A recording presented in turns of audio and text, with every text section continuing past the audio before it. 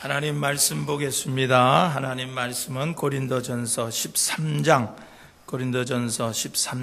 1절에서 13절까지 봉독하겠습니다. 고린도전서 13장 1절에서 13절 말씀 제가 봉독해 드리겠습니다. 내가 사람의 방언과 천사의 말을 할지라도 사랑이 없으면 소리나는 구리와 울리는 꽹과리가 되고, 내가 예언하는 능력이 있어 모든 비밀과 모든 지식을 알고 또 산을 옮길 만한 모든 믿음이 있을지라도 사랑이 없으면 내가 아무것도 아니요, 내가 내게 있는 모든 것으로 구제하고 또 내 몸을 불사르게 내줄지라도 사랑이 없으면 내게 아무 유익이 없느니라. 사랑은 오래 참고 사랑은 온유하며 시기하지 아니하며 사랑은 자랑하지 아니하며 교만하지 아니하며 무례히 행하지 아니하며 자기의 유익을 구하지 아니하며 성내지 아니하며 악한 것을 생각하지 아니하며 불의를 기뻐하지 아니하며 진리와 함께 기뻐하고 모든 것을 참으며 모든 것을 믿으며 모든 것을 바라며 모든 것을 견디느니라. 사랑은 언제까지나 떨어지지 아니하되 예언도 패하고 방언도 그치고 지식도 패하리라.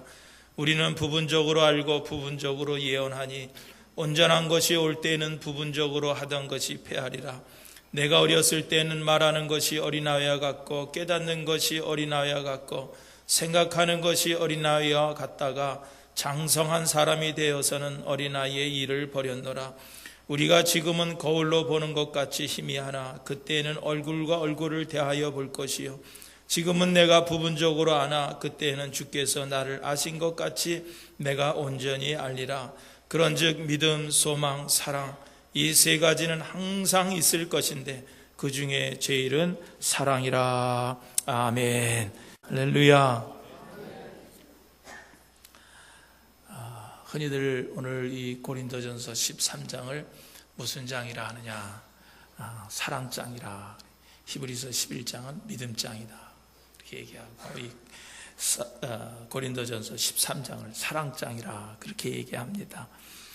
오늘 이 바울이 오늘 이 사랑장에서 우리에게 분명히 말해주려고 하는 것은 뭐냐고 하면은, 그리스도인으로서 사랑의 성품이 없이, 사랑의 성품 없이 영적 은사를 사용하는 것은 아무런 의미가 없다 하는 것을 강조해서 우리에게 말씀해 주고 있습니다.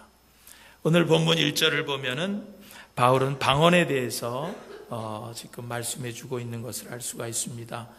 지금도 어떤 교회는 이 방언을 굉장히 강조를 합니다. 그래서 마치 방언을 하지 못하면 구원받지 못한 것처럼 그렇게 강조를 해서 다 방언을 받아야 된다.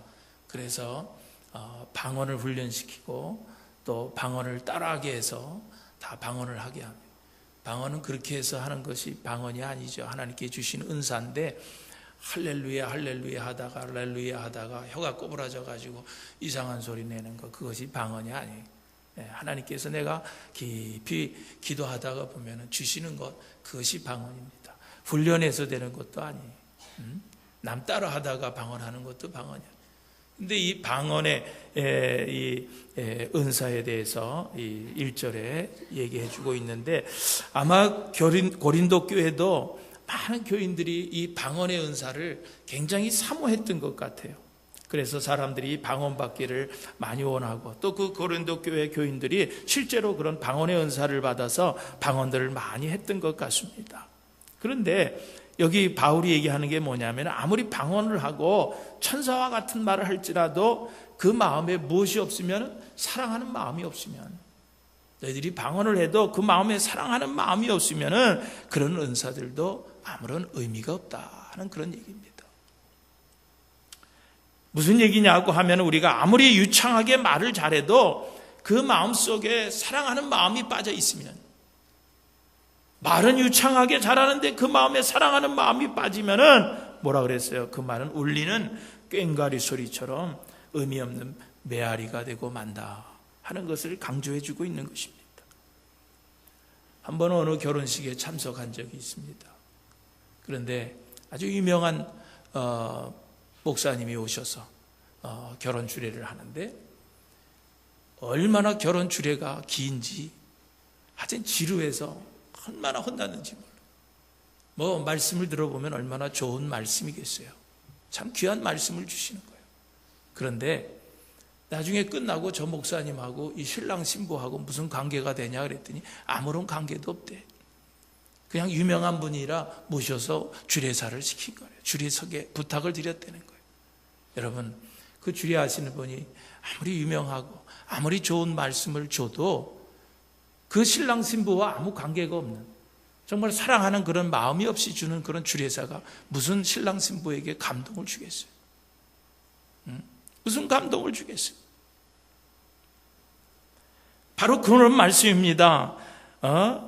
애정을 갖지 않는, 그런 사랑하는 마음이 없이 하는 것은 다 공허하게 들릴 것뿐이라는 거예요. 여러분, 설교도 마찬가지예요. 아무리 훌륭한 목사님이 오셔서 훌륭한 말씀을 여러분에게 줘도 여러분을 향한 사랑하는 마음이 없이 주는 그런 말씀보다는, 설교는 잘못해도 여러분 한 사람 한 사람, 교인 한 사람 한 사람에 대한 애정과 사랑을 가지고 전하는 담임 목사의 설교가 더 감동적이라는 거예요. 오늘 또 바울은 2절에 보니까 예언의 은사에 대해서 또 말씀을 해주고 있습니다. 은사 가운데 최고의 은사라고 하면은 당연히 예언의 은사예요. 저도 하나님 앞에 한때는 이런 기도를 드린 적이 있습니다. 하나님, 나도 좀 예언의 은사를 좀 주세요. 예언의 은사를 주세요. 여러분, 사람들이 가장 궁금해하는 게 뭐냐고 하면은 내 앞날이 어떻게 될까 하는 것을 얼마나 궁금해하는지 몰라요. 그래서 믿는 사람들, 교회 다니는 사람, 예수 믿는 사람들도 새해가 되면은 정초에 점쟁이들을 찾아간다는 거예요. 그 점쟁이들 얘기가 자기 집에 찾아오는 카스터머들이 거의 다가 예수 믿는 사람들이래. 그러니까 예수 믿는 사람들이 얼마나 자기 미래에 대해서 궁금하겠어요. 사람이 다 심리예요. 그런데 여기 있는 구목사가 예언의 은사를 받아가지고 여러분들 오는 사람마다 당신은 이렇게 될 겁니다. 당신들의 앞날을 내가 척척 얘기해주고 맞춘다 그러면은 여러분 힘써서 가서 전도지 돌리고 뭐 전도하고 그러지 않아도 여러분 우리 기도하는 대로 우리 교회가 구름대같이 아마 몰려올 거예요. 그래서 한때는 저도 그런 기도를 드렸어요. 하나님, 나도 지금 예언의 은사를 주셔서 우리 교인들 아니면 또 여기 궁금해하는, 미래에 대해서 궁금해하는 사람들 와서 얘기하면 그냥 그들의 미래를 척척 맞출 수 있는 그런 예언의 은사를 주세요. 그리고 기도했는데 그런 예언은, 그 기도는 응답해 주시지 않는 것 같아요. 그래서 가만히 생각해 봤어요. 하나님께서는 그렇게 교회가 부흥되기를 원치 않는 것 같아요. 여러분, 그 당시 고린도 교회 교인들도 마찬가지예요. 다 이런 예언의 은사를 받기를 간절히 원했어요. 그런데 여기 바울도 분명히 그들에게 말해주고 있습니다. 너희가 예언하는 능력이 있어 모든 비밀과 지식을 알아도 그 마음에 사랑이 없으면 아무 유익이 없다는 거예요. 은사의 최고의 은사인 예언의 은사를 받고 뭐 천사의 말같이 그냥 예언을 착착착착 마치고 그래도 그 마음에 사랑하는 마음이 없으면 그것은 아무 유익이 없다는 거예요. 오늘 3절에도 마찬가지입니다. 여기 3절에 보면은 구제하며 좋은 일을 하고 희생적인 삶을 살아도 그 마음에 뭐예요? 사랑하는 마음이 없으면은 구제하는 일도 희생하는 일도 아무 의미가 없다는 거예요. 어느 나라 뭐 큰 재난이 생긴다든지 뭐 그러면은 우리 교회들이 구제품을 모아서 또 구제 헌금을 해서 보내는 것을 볼 수가 있습니다. 이때도 보면은 참 체면 때문에 다른 교회 다 하니까, 다른 사람들 다 하니까 어쩔 수 없이 하는 그런 사람들도 있고 단체들도 많이 있는 것을 알 수가 있습니다. 그래서 그렇게 모은 것 가지고 가서는 신문사에다 주고서 대문짝만하게 사진 한 장 찍어가지고 우리 교회가, 이 단체가 이렇게 구제헌금을 합니다, 이렇게 구제합니다 하는 것을 막 사람들에게 알리는 것을 볼 수가 있어요. 여러분, 그런 모습은 사람들에게는 인정받고 칭찬받을지 모르지만은 여러분, 하나님은 기뻐하시지 않는다는 거예요. 사랑 없이 그냥 체면 때문에 어쩔 수 없이 하는 일들은 하나님께서 인정하시지 않는다는 거예요. 아무튼 오늘 고린도 교회 교인들은요, 여러 가지 이런 성령의 은사들을 받기를 원했어요. 그런데 바울은 그 고린도 교회에 단호하게 말씀을 해주는 거예요. 너희들이 그렇게 영적 은사를 받는 것도 중요하지만 그 영적 은사 가운데 이 사랑의 마음이 빠지면 아무런 소용이 없다는 거예요. 사랑하는 마음이 없으면 아무 소용이 없다는 거예요. 그러면서 바울은 4절 이후부터 사랑의 본질에 대해서 잘 우리에게 설명을 해주고 있는 것을 알 수가 있습니다. 특별히 오늘 발렌타인스데이를 맞이해서 오늘 본문을 중심으로 사도 바울이 말하는 사랑의 본질이 뭐냐, 어떤 게 정말 사랑의 본질이냐, 어떤 것이 정말 참 사랑이냐에 대한 것을 같이 여러분하고 생각해 보려고 합니다. 자, 먼저 오늘 사도 바울이 말하는 사랑이 아닌 것 8가지를 먼저 생각해 보겠어요. 자, 사랑이 아닌 것 8가지. 여러분, 사랑은 뭐 하지 않는다 그랬어요? 시기하지 않는다 그랬어요. 시기하지 않는다. 이 말은 무슨 얘기냐면 사랑은요, 질투하지 않아요. 질투하는 건 사랑이 아닙니다. 이 시기심과 질투심은 비슷한 말씀 같습니다. 이 질투심이라고 하는 것은 나의 현재 위치와 그리고 내가 가진 것에 대해서 만족하지 못하도록 만드는 것이 이 질투심이에요. 그래서 가인은 이 질투심 때문에 동생 아벨을 죽였어요. 그리고 요셉의 형제들도 요셉을 질투하여서 그를 죽이려고 했어요. 사울 왕은 다윗을 시기하고 질투해서 그 다윗을 죽이려고까지 했습니다. 이런 것을 볼 때 시기심, 질투심은 우리의 감정을 부정적으로 만들어서 결국은 악을 행하게 만든다는 거예요.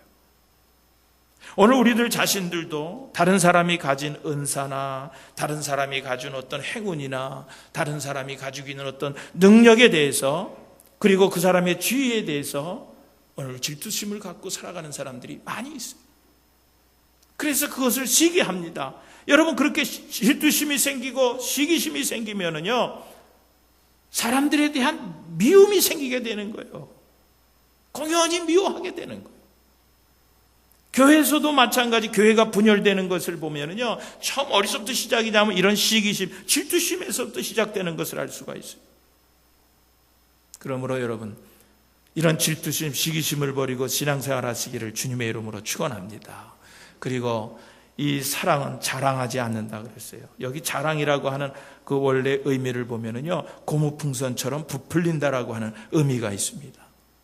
여러분, 이 자랑하는 사람들을 가만히 보면은요, 그 심리적으로 자기의 부족한 것들을 좀 이렇게 감추려고 하는 무의식적인 행동이 바로 자랑으로 나타나는 것을 알 수가 있어요. 그러니까 자랑을 많이 하는 사람들 보면은요, 어딘가에 부족한 부분이 많이 있어요, 그 사람에게. 그래서 그것을 감추려고 어느 한 부분을 자꾸 자랑해서 풍선처럼 부풀리는 거예요. 그게 자랑입니다. 여러분, 자랑을 일삼는 사람들을 보면은요, 다른 사람을 무시하는 경향을 많이 봅니다. 그리고 자랑하는 사람들 보면은요, 다른 사람보다 자신이 뛰어나다라고 하는 그런 착각 속에 살아가는 것을 볼 수가 있어요. 그런데요, 여러분, 사랑은요, 자랑하지 않는 거예요. 자기를 과시하지 않습니다. 얼마 전에 TV 어떤 프로그램을 보는데 그 국경 없는 의사회라고 하는 그런 속한 한국 의사 여자 2분이 와서 이렇게 대담하는 프로를 봤습니다. 여러분, 한국에서 의사 된다는 게 얼마나 힘이 듭니까? 그리고 의사 되면 부와 명예와 모든 것을 누릴 수 있는 거예요. 근데 그분들은요, 이렇게 나와서 하는데도 행색도 정말 의사 같지 않아요. 누추한 행색들을 하고 와서 인터뷰하는데요, 그들은 그 전쟁이 일어나고 재난이 일어나는 곳에 가서 그들 그 참 어려운 자들을 구제하고 치료해 주는 의사들, 국경 없는 의사의 멤버들이더라고요. 여러분, 가정을 이루고 있더라고, 어떤 분은.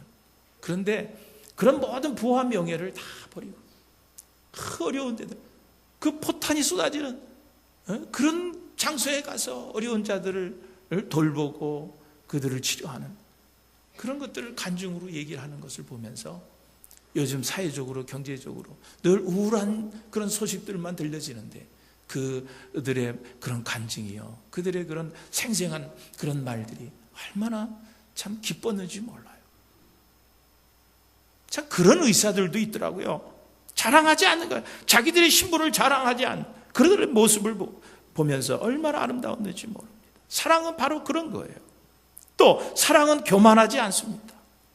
아마 이 고린도 교회도요, 굉장히 사람들이 교만했던 것 같아요. 그 교만함이 심각한 문제였던 것 같습니다. 그런 것들 때문에 교회가 많이 다투었던 것 같아요. 여러분, 하나님이 가장 싫어하는 게 뭐예요? 우리 신앙이들이 교만한 것을 가장 싫어하는 거예요. 우리가 교만한데 하나님은 우리에게 은혜를 주시기 원하시면은 여러분 교만한 것을 다 없애고 그리고 은혜를 주시는 거예요. 그러니까 우리가 교만하면 은혜를 받지를 못해요. 우리 믿는 자들은 교만하면 안 돼요. 한 번은 인도의 선교사인 윌리엄 캐리 선교사가 어느 저녁 그 모임에서 강연을 하는데 어떤 점잖은 신사가 그 캐리 선교사에게 그런 거예요. 당신은 예전에 구두 만드는 사람 아니었습니까? 빈정대면서 그렇게 얘기했던 거예요. 당신은 옛날에 구두 만드는 사람 아니었습니까? 캐리 선교사가 그 얘기를 듣고 네, 그래요. 그런데 저는 구두 만드는 사람까지는 아니었고요. 그저 구두 고치는 사람이었습니다. 여러분, 그 교만한 빈정대면서 얘기하는 그런 젊은 신사하고 이 캐리 선교사가 얼마나 다릅니까? 그 모습이. 나는 구두 만드는 사람은 아니었어요. 그렇게까지 그런 기술자는 아니에요. 그냥 단지 구두 고치러 온 사람들, 잘못된 거 그냥 고치는 사람이었습니다. 참 겸손한 모습을 볼 수가 있습니다. 여러분, 사랑은요 무례히 행치 아니한다 그랬어요. 사랑은 언제나 예의 있게 행하는 것입니다. 여러분, 집에서도 부부간에도 마찬가지예요. 또 부자간에도 마찬가지입니다. 교회에서도 마찬가지고 여러분 회사에서도 마찬가지. 우리가 사람을 대할 때 우리가 어떤 태도를 가지고 대해야 될 것인가 하는 것을 우리에게 말씀해 주는 거예요. 여러분, 사람이 자랑하는 마음이나 교만한 그런 마음이 있으면요 그 행동이 무례하게 돼 있어요. 그러나 사랑은 무례히 행치 아니한다 그랬어요. 또 다섯 번째, 사랑은 자기의 유익을 구하지 않는다 그랬어요. 여러분, 사랑은 이기적인 것이 아닙니다. 자기 권리를 주장하는 대신 다른 사람을 섬기는 데 기쁨을 찾는 거예요. 그것이 사랑입니다. 여러분, 바울 빌립보 교회에 보낸 편지에서 그런 것을 강조했어요. 뭐라 그랬어요? 아무 일이든지 다툼으로 허영으로 하지 말고 오직 겸손한 마음으로 각각 자기보다 남을 낮게 여기고 또한 각각 다른 사람들의 일을 돌아보아 나의 기쁨을 충만케 하라 그랬어요. 여러분, 그것이 예수님의 마음이라고 하는 거예요. 여러분, 오늘 우리는요 남을 희생시켜서라도 내 자신을 높이려고 하는 유혹들을 많이 받을 때가 있습니다. 그러나 진정한 그리스도의 사랑은 남을 높여주는 거예요. 다른 사람의 일을 내 일처럼 관심을 가져주고 그 사람의 일에 대해서 내가 기뻐해 주는 거예요. 그것이 바로 사랑입니다. 그리고 사랑은 쉽게 성내지 않는다 그랬어요. 사랑은 성내지 않는 거예요. 여러분, 화가 날 때 그 감정을 이기지 못하는 것은 직장에서도 그렇고 교회에서도 그렇고 가정에서도 그렇고 사람들과의 관계를 불편하게 만드는 거예요. 해치게 만드는 겁니다. 그래서 화가 나서 화를 내고 나서는 다 어떻게 합니까? 거의 모든 사람들이 다 후회합니다. 내가 왜 그랬을까? 다 후회하는 거예요. 그래서 어떤 책을 보니까 화가 날 때 어떻게 하라 그랬어요? 잠깐 3초간만 생각하고 말을 하라는 거예요. 3초간만 생각하라는 거예요. 오늘 우리 자신들도 부부간에도 그렇고 자녀들에게도 그렇고 이웃들 간에도 화를 내며 언성을 높인 일이 있을 때 여러분 3초만 생각해서 공연히 후회하는 삶을 사지 않게 되기를 주님의 이름으로 축원드립니다. 그리고 사랑은요 악한 것을 기억하지 않는다는 거예요. 어떤 사람은요 하여튼 몇 년, 몇십 년 동안 나에게 불친절했던 그런 어떤 사람의 말이나 행동들을 기억하고 있는 사람이에요. 그것을 기억하고 있어요. 그러면서 그 사람에 대해서 내가 어떻게 좀 복수할까? 그 복수의 칼날만 갈고 사는 사람들이 많이 있어요. 여러분, 이것은 그리스도의 사랑이 아닙니다. 우리는 부당한 대우를 받았던 것을 마음에 기록하고 간직해서는 안 돼요. 베드로전서 4장 8절에도 뭐라 그랬어? 사랑은 허다한 죄를 어떻게 해준다 그랬어요? 덮어준다 그랬어요. 사랑은 허다한 죄를 덮어주는 거예요. 옛날에 우리 시골에 살 때 돼지 키워보신 분 알지만은 돼지 줄 그걸 무슨 물이라 그래? 꾸정물이라 그러나 하여튼 뭐 무슨 물이라고 그러잖아요. 그래서 계속 음식 찌꺼기를 거기다가 다 모아둡니다. 그래서 돼지에게 줄 때는요, 휙휙 져가지고 그래서 돼지한테 주는데, 여러분 쥐기 전에는요 그 구정물이 맑은 물입니다. 그런데 그 구정물을 휙휙 지면은 그 밑에서 하여튼 먹다 남은 하여튼 찌꺼기들, 음식 찌꺼기들은 다 올라오는 거예요. 슉슉 다 올라오는 거예요. 얼마나 들었습니까? 여러분, 남의 허물과 남의 이런 것들을 이렇게 휘쳐서 막 들춰내는 것은 그건 사랑이 아니에요. 사랑은 어떤 거예요? 덮어주는 거예요. 덮어주는 거. 오늘 여러분들도 여러분의 이웃들의 어떤 단점, 그런 잘못된 점, 또 나에게 섭섭하게 한 것들, 이런 거 들추어서 자꾸 기억하지 말고 덮어주시는 그런 여러분들 되시기를 주님의 이름으로 축원드립니다. 여러분, 그리스도인의 사랑은 용서하고 잊어버리는 놀라운 능력이 있어요. 예수님께서도 뭐라고 말씀하셨어요? 우리가 주님 앞에 나와서 우리의 죄를 고백하기만 하면은 어떻게 해주시는 거예요? 용서해 주시고 우리의 죄를 영원히 기억도 하지 않으시고 그냥 다 잊어버리신다고 그렇게 말씀하셨어요. 아브라함 링컨 대통령 유명한 일화가 있잖아요. 그가 선거운동 할 때 그렇게 아브라함 링컨을 괴롭혔던 사람이 있었어요. 원숭이 같다고 막 괴롭혔던 사람이 있는데, 아브라함 링컨이 대통령이 된 다음에 자기를 원숭이 같다고 놀렸던 사람을 어떻게 했어? 그 장관으로 임명했다라고 하는 그런 유명한 일화가 있는 것을 볼 수가 있습니다. 여러분, 악한 것을 기억하지 않는 것이 사랑이에요. 그리고 8번째, 사랑은 불의를 기뻐하지 아니하고 진리와 함께 기뻐한다 그래서. 여러분, 우리 사람의 심리는요 참 이상해요. 하여튼 그 마음속에 다른 사람들이 잘못되어 가져가는 것을 보면 어떻게 그렇게 기뻐하는지 몰라요. 다른 사람이 잘못되는 것을 아주 너무 좋아해요. 그리고 다른 사람이 잘 되는 것은 얼마나 배가 아파하는지. 여러분, 그것이 사랑이 아니라는 거예요.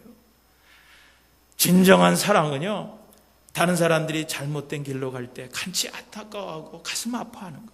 그 진정한 사랑이에요. 그리고 다른 사람들이 좋은 일을 행하고 선한 일을 할 때 그 사람과 함께 같이 기뻐하고 칭찬해주고 동조해줄 수 있는 것, 그것이 바로 그리스도인의 사랑이라고 하는 거예요.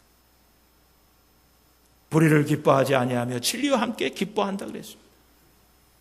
지금까지 긴 말씀, 사랑이 아닌 것에 대해서 여러분에게 말씀드렸는데, 이제 두 번째는 사랑에 대한 것 4가지를 말씀드리려고 그래요. 자, 첫째, 사랑은 언제나 뭐 하는 거예요? 참는 것이라고 그랬어요. 사랑은 참는 거예요.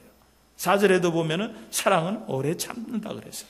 7절 말씀에도 보면은 참는다 그랬어요. 견디는 것이 사랑이라고 그렇게 얘기했습니다. 여러분, 여기 참고 견딘다라고 하는 이 뜻은 우리가 그냥 할 수 없어서 받아들이는 그런 체념을 얘기하는 게 아니에요. 참고 견딘다라고 하는 뜻은 체념을 말하는 것이 아니에요.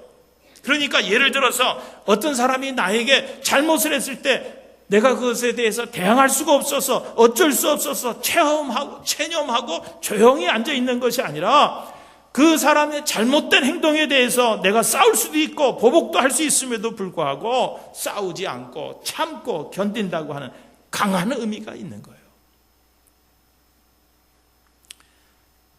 제가 목사 안수 받고 저희 아버님이 저에게 가져온 하나의 액자가 있는데, 거기에 보니까 인자, 참을 인자 한문으로 써서 저에게 선물을 했어요. 그리고 저에게 말씀, 목회는 잘 참는 거다. 참어라, 참어라. 부부간에도 잘 참는 거다. 참어라. 그러니까 네가 잘 참으면 성공할 거다. 인자를 저에게 주신 그런 기억이 납니다. 여러분, 그래요. 신앙생활하면요, 이 참지 못할 일들이 얼마나 많이 있어요. 그런데도 사랑은 뭐야? 참는 거예요. 부부간에도요, 참지 못할 일들이 얼마나 많이 있어요. 그러나 참는 거예요. 그것이 사랑이에요. 부모와 자녀 간에도 그래. 속썩이는 자녀 한번 만나보세요. 참는 것도 참 한계가 있어요. 참는다 그래도 참지 못할 때가 얼마나 많이 있어요. 그래도 부모와 자식 간에도 뭐예요? 참는 거예요. 참. 사랑하는 교회 여러분, 많이 참으시는 여러분 되시기를 주님의 이름으로 축원드립니다. 그것이 사랑이에요. 그런데 여러분, 여기 참는다라고 하는 거 헬라의 뜻을 보면은요, 보호해 준다는 의미도 있어요. 이 사랑은 자녀들에 대한 어머니 사랑을 얘기하는 것 같아요. 여러분, 부모의 사랑은 자녀가 아무리 잘못한 것이 있어도 그것을 어떻게 해줘요? 보호해 주고 감싸주는 것이 부모의 마음이에요. 자녀의 입장을 변호해 주는 것이 그것이 부모의 마음입니다. 이처럼 참 사랑은 남의 잘못을 들춰내거나 정죄하는 것이 아니라 오히려 감싸주고 보호해 주는 것, 그것이 참 사랑인 것을 믿으시기를 주님의 이름으로 축원드립니다. 그리고 참 사랑은 온유한 거예요. 온유하다 그랬어요. 4절에 보면 온유하다 그랬어요. 예? 여러분, 이 온유하다는 말 헬라어도 이렇게 내용을 보면은요, 이 온유하다는 말은 다른 말로 뭐라 그래요? 친절하다라고 하는 의미가 있습니다. 친절하다. 그러니까 여러분, 우리가 다른 사람이 나에게 잘못을 범할 때 그 사람에 대해서 참을 수는 있습니다. 참을 수는 있는데 오늘 나를 해치는 그런 사람들에게 정말 온유한 마음으로 친절하게 대한다는 것은 어려운 일이에요. 그러나 여러분, 나를 괴롭혔던 사람들을 용서하고 그들에게 친절할 수 있다고 하는 것, 여러분, 그것이 진짜 사랑이라는 거예요. 여러분, 오래 참는 것은 사랑의 수동적인 측면이라고 하면은 그 사람에게 친절하게 대해주는 것은 사랑의 적극적이고 능동적인 그런 사랑이라고 하는 거예요. 그러니까 주님이 원하시는 사랑은 바로 그런 사랑이에요. 그냥 참고 있는 것이 아니라 그 사람에게 오히려 친절을 대해주는 사랑, 이런 적극적인 사랑을 주님은 원하고 계시다라고 하는 거예요. 그리고 세 번째, 사랑은요, 언제나 믿어주는 거예요. 7절에 그랬습니다. 사랑은 언제나 믿어주는 것이라고 그랬어요. 여러분, 사랑은요, 사람을 의심하는 것이 아니라 그 사람이 처한 상황을 생각하며 그들의 입장이 되어서 친절하게 그들을 이해해 주는 거, 믿어주는 거, 그것이 사랑이에요. 여러분, 오늘 우리는요, 어떤 사람이 어떤 실수를 했을 때 그 사람에 대해서 따갑게 정죄를 합니다. 어떻게 그럴 수 있느냐고 막 그 사람에 대해서 판단을 합니다. 그런데요, 누구도요, 그 사람의 입장을 이해하지 못하면요, 우리가 그렇게 할 수는 없는 거예요. 한번 그 사람의 입장을 대해보면 왜 그 사람이 그럴 수밖에 없었는가, 그것을 이해할 수 있는 거예요.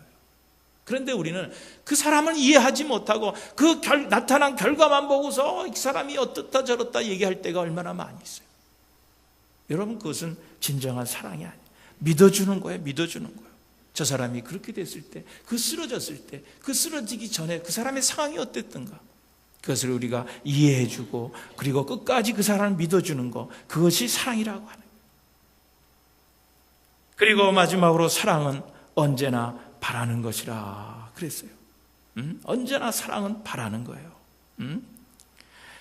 여러분, 부모의 사랑도 그렇습니다. 믿었던 자녀가 잘못하고 실망을 안겨주고 그랬을 때 다른 사람들은 그 자녀를 다 포기해버릴지라도 그래도 부모는 그 아들의 결과가 좋게 될 것을 기대하고 자녀에 대해서 끝까지 소망을 갖는 것, 여러분, 그것이 부모의 사랑이에요.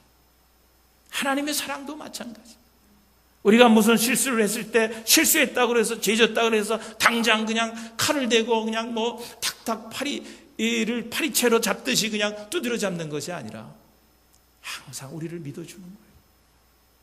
우리가 잘 될 것을 기다리십니다. 그럼 나는 너를 믿는다. 내가 다시 돌아오기를 믿는다. 기대하고 소망을 가지고 끝까지 믿어주는 거, 여러분, 그것이 하나님의 사랑이라고 하는 거예요. 여러분, 사람에게 소망이 없으면 결국 남은 건 뭐예요? 그건 죽음이에요. 소망이 없으면 남은 건 그냥 죽음뿐입니다. 여러분, 자살이 왜 자살을 합니까? 소망이 없는 사람이 자살합니다. 아무것도 바랄 것이 없기 때문에 자살을 하는 거예요. 생명을 끊는 거예요. 여러분, 이혼도 왜 합니까? 더 이상 소망이 없기 때문에 이혼들을 하는 거예요. 여러분, 바랄 것이 없다는 거, 내가 저 사람에게서 바랄 것이 없다라고 하는 것은 뭘 얘기하는 거예요? 저 사람과 나는 아무런 관계가 아니라고 하는 것을 얘기하는 거예요. 우리 어른들 가운데 그런 말씀들을 하시는 분들 많이 있어요. 이제는 죽어도 여한이 없다. 이제 뭐예요? 그건 바랄 것이 없다는 거예요. 그러면 이제 그것은 남은 것은 죽음밖에 없는, 이제 관계가 아무것도 아니라는 거예요. 여러분 하나님께 바랄 것이 아무것도 없는 분들 계십니까? 나는 이제 하나님께 바랄 것이 아무것도 없어. 여러분 그렇게 말하시는 분들이 있어요.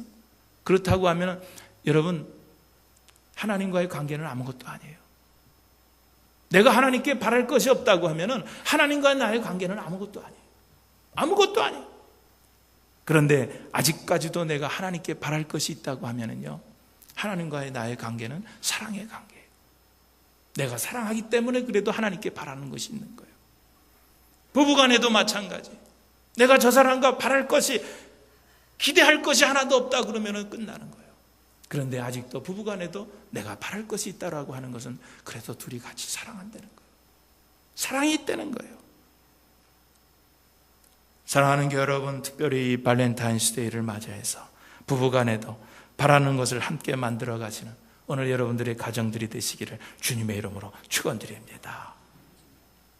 사랑하는 교회 여러분, 이 사랑장 고린도전서 13장 우리가 다 이렇게 알고 있는 말씀이지만 오늘 다시 한번 이 사랑에 대해서 나열하면서 같이 생각을 해봤습니다. 여러분, 주님은 이 땅에 오셔서 모든 힘과 열정과 그의 모든 권리를 여러분 뭐 하는 데 사용하셨어요? 주님이 이 땅에 오셔서 주님께서 하실 수 있는 모든 열정과 권리와 힘과 이런 모든 것을 뭐 하는 데 사용하셨어요? 사랑하는 데 사용하셨어요. 사랑하는 데 사용하셨어요. 오늘 우리들도 마찬가지입니다. 오늘 우리도 내가 할 수 있는 모든 권리, 모든 힘, 모든 것을 사용해서 뭐 해야 돼? 사랑하는 데 사용해야 돼. 사랑하는 데 사용해야 됩니다. 여러분, 주님은요, 오늘 당신이 가지고 계셨던 모든 것을 가지고서 우리를 심판하고 우리를 미워하고 우리를 보복하는데 그 권리를 조금도 사용하지 않으셨어요. 주님이 가진 것 가지고 우리를 용서하고 우리를 사랑하고 우리를 불쌍히 여기는데 모든 것을 사용하셨어요. 모든 것을 사용하셨어요. 그러므로 사랑하는 교회 여러분, 오늘 우리들도 내게 있는 것 가지고, 내 힘이 있다고 하면 그 힘 가지고 정말 다른 사람들을 용서하고 또 위로는 하나님을 사랑하고 사랑을 베푸는, 자비를 베푸는 일에 사용하시면서 살아가시는 오늘 여러분의 삶이 되시기를 주님의 이름으로 축원드립니다.